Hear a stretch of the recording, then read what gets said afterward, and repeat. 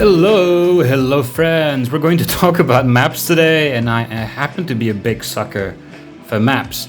Any book or game with a good map in it, and I instantly think it's good.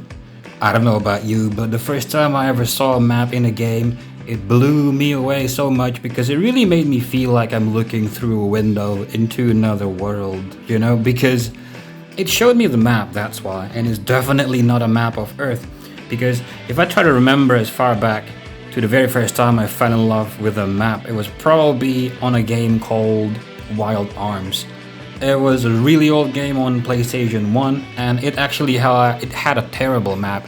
It had just continent shapes without any place names, no text on it. There's no indicator. I don't even think I would be able to see where I would be on the map. But I don't know why, just something that I can refer to so I won't get completely lost in a world of another world, not Earth. It just makes me feel so excited looking at it because it's very immersive. And another game with fantastic maps would be Final Fantasy IX and also Final Fantasy Tactics.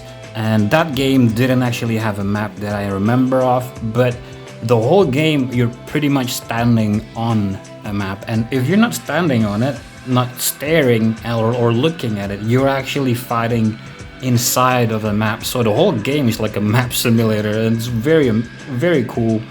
Another one would probably be Suikoden 1 and 2, and also Final Fantasy 12, which had, I would say, an overkill amount of detail for its maps. Because you can click on different places and it'll tell you a little bit of lore about the places that you're looking at. It'll tell you how to get there. It'll give you pictures about what the places actually look like.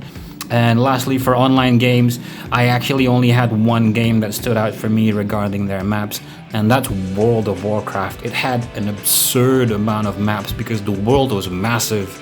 You'd be in an area and you could zoom out and you would look at a zoomed out version of that area, and you could zoom out again and you look at a whole continent, and then you'll zoom out, you'll look at the whole planet, and you zoom out again, you can look at another world, and you zoom out again, you can look at another world again, which is just amazing.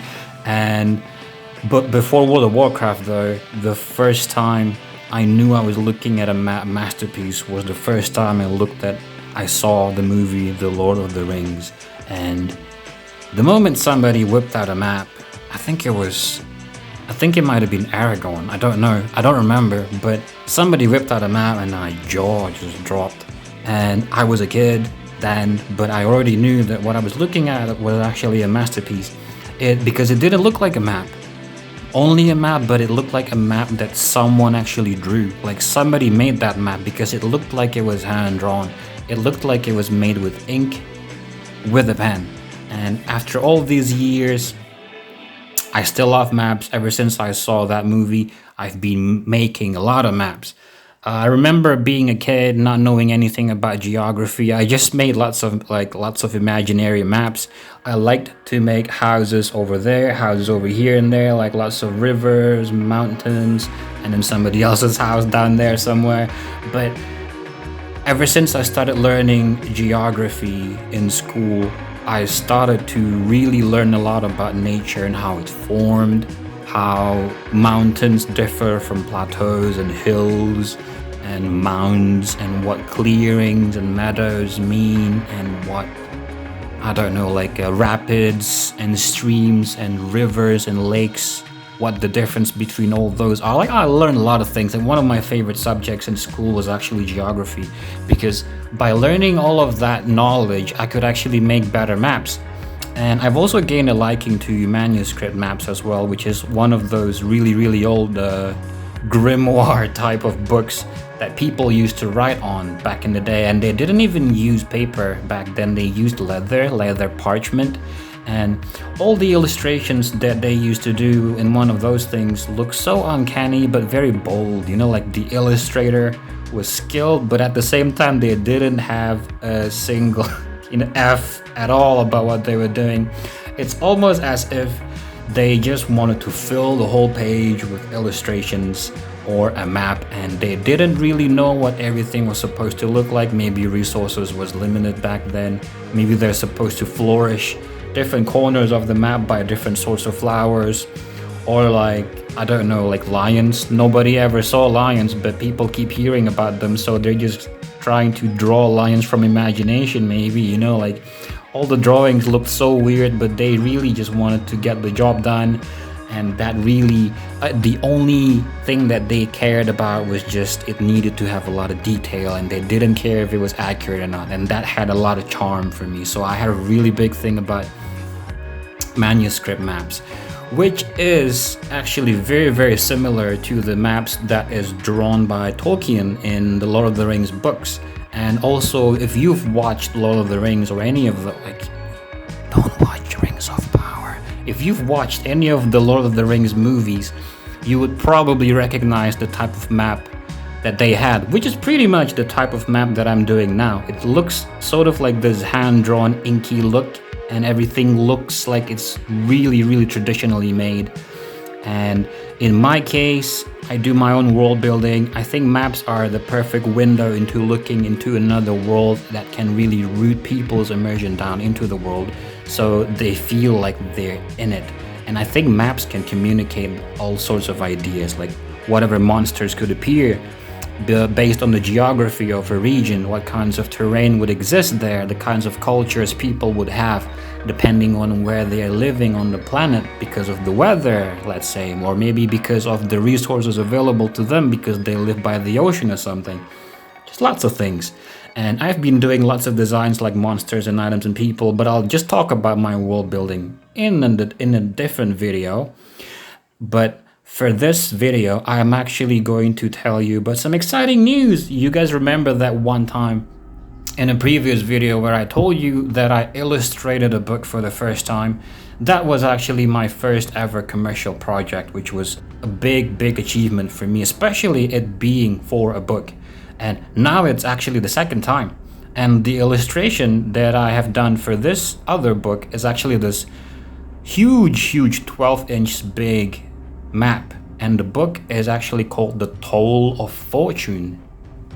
And the Toll of Fortune is actually set on Earth. It's happening in 3300 BC, somewhere in the steppes of Eastern Europe.